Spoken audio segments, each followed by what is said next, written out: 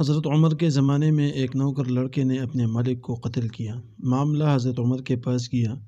حضرت عمر نے لڑکے سے قتل کی وجہ پوچھی۔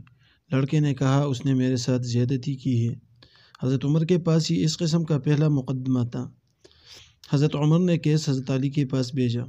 حضرت علی نے بات سن کر فرمایا آپ میرے پاس تیسرے دن آنا، آپ کا فیصلہ کروں گا۔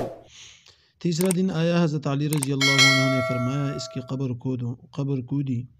اس مالک کی قبر میں اس کی میت نہ تھی۔ حضرت علی نے فرمایا لڑکا سچا ہے، کیونکہ جو مرد کے ساتھ بدفعلی کرتے ہیں اللہ اس کو تیسرے دن قبر سے اٹھا کر لوط کی قوم میں ڈال دیتا ہے۔